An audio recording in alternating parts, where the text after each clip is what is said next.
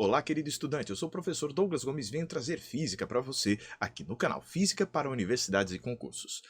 Vem comigo para o enunciado desta questão do ENAD de 2014. Vamos lá.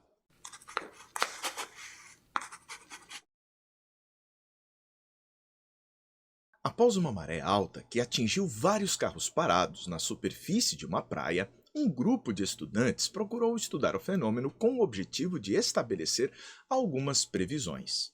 Cientes de que o fenômeno é causado pelas forças de atração gravitacional diferenciais da Lua sobre a Terra, os estudantes acompanharam as variações de altura da maré em determinado ponto, apenas nos dias de passagem de fase da Lua. A tabela a seguir mostra os valores máximos e mínimos obtidos. Então aqui a gente consegue ver as variações conforme as horas do dia vão passando.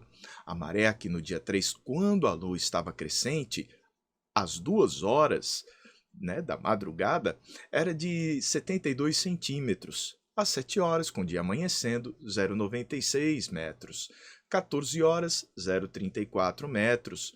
Às 19, quase 20 horas, 1 metro aproximadamente, 1,03. Quando a lua estava cheia, a 1 hora e 29 minutos, se observou um pico de maré de 1,26 metros.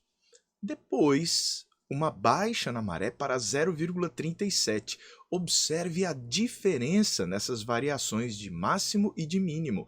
Aqui as variações são bem mais intensas, de 1,26 para 0,37, de 0,37 para 1,37, a variação de 1 metro no nível do mar. E aqui a gente observa depois uma queda para 0,44 metros no dia 10. Então as variações aqui, elas se encontram mais intensas. Quando a lua está minguante, as variações ficam mais suaves, novamente de 0,62 para 1, de 1 para 0,45, de 0,45 para 1,07. Já quando a lua está nova, essas variações voltam a ficar intensas, de 1,23 para 0,21, de 0,21 para 1,42, de 1,42 para 0,5 metros. Então é importante que você observe o que está acontecendo com os níveis. Ao pesquisar sobre o tema, os estudantes concluíram que a força diferencial gravitacional, obtida pela derivada da equação da força de gravitação universal, é diretamente proporcional à massa do corpo, que provoca a maré, e inversamente proporcional ao cubo. Veja, não é aquele quadrado ao qual você está acostumado a ouvir, é ao cubo, da distância entre os corpos. Eles utilizaram os seguintes dados referentes às massas e às distâncias envolvidas. A distância entre a Terra e a Lua, 3,8 vezes 10 à quinta quilômetros. Entre o Sol e a Terra, 1,5 vezes 10 à oitava quilômetros. A massa do Sol, 2 vezes 10 elevado a 30 quilogramas. A massa da Lua, 7,3 vezes 10 a 22 quilogramas. E nesse contexto, se quer que você avalie as seguintes afirmações feitas pelos estudantes. Os estudantes fizeram 3 afirmações aqui. Primeiro, as marés de maior amplitude ocorrem nas proximidades das luas cheia e nova. A constatação que evidencia a não dependência da atração gravitacional do Sol na ocorrência do fenômeno. Será que isso é verdadeiro ou falso? 2. Embora a massa do Sol seja muito maior que a massa da Lua, o fato de ele estar muito mais distante da Terra do que a Lua faz com que a maré provocada por ele tenha 1/10 da maré provocada pela Lua. 3. Durante um intervalo de tempo de um dia, ocorrem em um mesmo local 2 marés altas e 2 marés baixas, de forma que, quando ocorre a maré alta em um dado lugar da Terra, simultaneamente ocorre maré alta no lado da Terra diametralmente oposto. É correto que se afirma apenas, aliás, o que se afirma em 1 apenas, 3 apenas, 1 e 2 apenas, 2 e 3 apenas, ou em 1, 2 e 3. Vamos dar uma revisada neste tema para que você consiga avaliar melhor o que foi afirmado em cada item. Vem comigo. A gente sabe que caso não houvesse a Lua, o nível do mar seria o mesmo em todos os pontos da Terra. Mas, na hora que colocamos a Lua, a gente vai observar uma deformação nesta figura que aqui nós vemos esférica. A gravidade que a Lua exerce sobre a Terra acaba por deformar a massa de água, elevando a altura do nível do mar, criando uma maré alta nesta região, criando este bulbo. Mas existe um fato para o qual muitas vezes a gente não se atenta, que quando se cria uma maré alta deste lado, também se cria uma maré alta do outro lado da Terra. Mas você fala, mas poxa vida, a Lua lá do outro lado vai exercer menos gravidade, era para a gravidade ser pouca ali e a maré ser baixa ali do outro lado. Pois é isso que nós vamos ver agora. Nós vamos mudar de referencial para poder entender a maré alta do outro lado da Terra. Muitas vezes costumamos ignorar isso, mas a Lua não gira em torno do centro da Terra, mas em torno do centro de massa do sistema Terra-Lua. Além disso, o centro da Terra gira também em torno do centro de massa do sistema Terra-Lua, que eu representei aqui por este ponto vermelho. Então, tanto a Lua está girando, quanto a Terra. E quando a gente tem um giro, existe a tal da aceleração centrípeta. Mas agora eu te convido a pensar comigo na Terra como um referencial não inercial. A gente vai usar a equivalência de Albert Einstein para poder verificar que para quem está no referencial da Terra, é como se houvesse uma gravidade adicional para fora, no sentido contrário da aceleração do nosso sistema de referência, do nosso planeta Terra.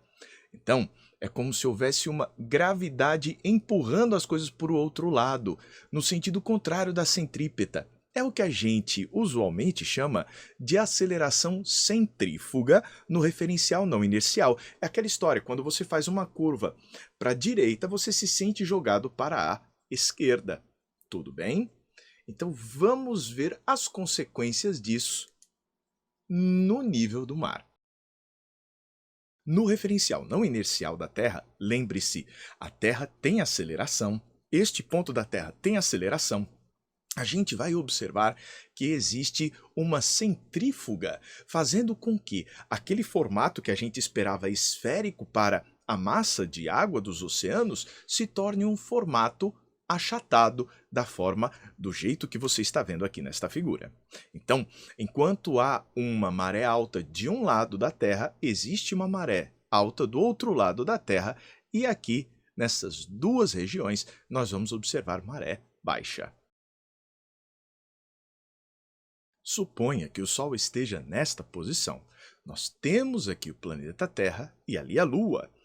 Mas nós estamos vendo a Terra agora ali pelo Polo Norte. Então, observando o Polo Norte e a Terra girando, nós observamos que uma pessoa, à medida que gira com a Terra, durante o dia vai ter uma maré alta, chegou a maré alta, passou para cá, ó, com o giro da Terra, a maré está baixa, vem para cá girando com a Terra alta de novo e para finalizar baixa mais uma vez. Então, à medida que você vai girando com a Terra em torno do seu próprio eixo e o dia vai se passando, você vai passar por duas marés altas e por duas marés baixas. Se houvesse apenas o Sol e a Terra, o Sol provocaria um efeito semelhante ao da Lua, um pouco menos de intensidade, mas de forma semelhante. Certo. Agora, quando nós juntamos a influência do Sol e a influência da Lua, nós vamos ver que isso vai acabar acarretando a diferença entre as amplitudes de marés. Mas a gente sabe que são o Sol e a Lua juntos que vão influenciar as marés. Apesar de a influência do Sol ser um pouco menor, ele também terá contribuições na variação da amplitude das marés. Quando a Lua está cheia ou quando está nova, Os nossos corpos estão alinhados, fazendo com que a maré alta seja mais alta e a maré baixa seja mais baixa, achatando ainda mais esta figura da maré que a gente observa aqui. Por outro lado, quando a lua é crescente ou minguante, a gente observa que o Sol vai diminuir o achatamento provocado pela Lua. Lembre-se de que a Lua ainda ganha do Sol. Por essa razão, ainda vamos ter marés altas ou baixas. Se as contribuições fossem equivalentes, a gente poderia ter algo muito próximo de uma esfera. Mas veja, a maré alta já não está mais tão alta e a maré baixa também não está mais tão baixa. É isso que vai acontecer quando a Lua e a Terra estiverem numa direção perpendicular da linha entre a Lua e o Sol.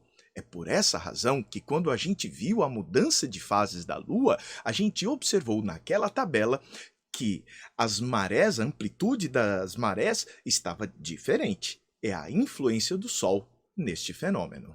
Sabendo disso, nós podemos analisar a primeira afirmação. As marés de maior amplitude ocorrem nas proximidades das luas cheia e nova, constatação que evidencia a não dependência da atração gravitacional do Sol. Está falso. Esta não dependência que ele colocou aqui não é verdadeira. Depende sim. A gente observou no nosso estudo teórico que é exatamente o contrário. O fato de existir a influência solar é que vai provocar as diferenças nas amplitudes das marés. A gente viu que tanto a força gravitacional como o problema da rotação contribuem para a formação das marés. Mas o maior fator é a diferença entre a força que é aplicada de um lado da Terra e a força gravitacional que é aplicada do outro lado da Terra.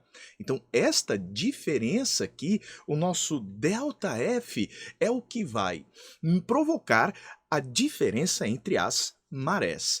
Este ΔF está relacionada à diferença entre as distâncias, ao nosso ΔR. E para a gente trabalhar com a relação entre o ΔF e o ΔR, nós vamos apelar para a equação diferencial. É aí que entra o que apareceu no enunciado, a força diferencial. Se F é igual a G mzão mzinho sobre R ao quadrado, eu posso escrever desta outra maneira, colocando R elevado a menos 2. Derivando em relação ao R, este menos 2 vem multiplicando e se transforma ali em cima em menos 3, de tal forma que a derivada da força em relação à distância, R vai ser menos 2Gzão mzinho, dividido por R elevado ao cubo. Para não parecer que isso daqui é um 6, vamos ajeitar o meu G. Tudo bem? Então tá aqui.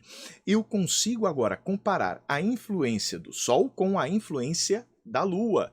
Vamos fazer essa conta agora.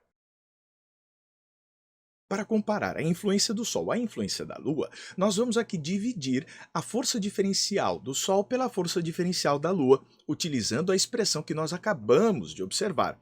Coloquei aqui massa do Sol, distância do Sol, massa da Lua, distância da Lua.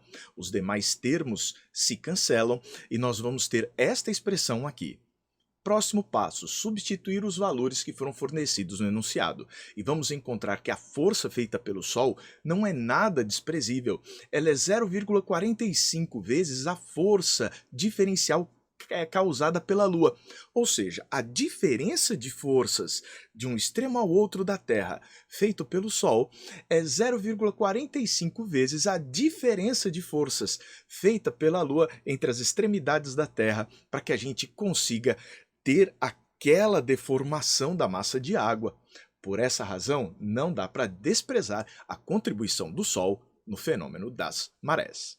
Voltando ao enunciado, embora a massa do Sol seja muito maior que a massa da Lua, o fato de ele estar muito distante faz com que a maré provocada por ele tenha 1/10 da maré provocada pela Lua. Falso. Cerca de 45% se a gente utilizar a expressão da força diferencial proposta pelo enunciado. Então, até agora, falso, falso. Nos resta, então, concluir que o terceiro será verdadeiro, porque pelo menos uma das afirmativas são verdadeiras. Vamos ver aqui, ó. Durante o intervalo de tempo de um dia, ocorrem em um mesmo local duas marés altas e duas marés baixas. A gente viu isso no nosso estudo teórico. De forma que, quando a maré alta em um dado lugar da Terra vai acontecer, simultaneamente ocorre a maré alta no outro lado da Terra, diametralmente oposto. Foi exatamente o que vimos na nossa abordagem teórica. Está correto apenas o que nós observamos em 3. Opção correta, B de bola. Gostou da nossa resolução? Deixa o seu joinha. Quer ver mais vídeos como esse? Se inscreve aqui no canal e ativa o sino das notificações para receber aviso quando tiver vídeo novo. Quer também conhecer o meu trabalho? Acesse o nosso canal no YouTube Física com Douglas. Um forte abraço e até a próxima. A gente se vê.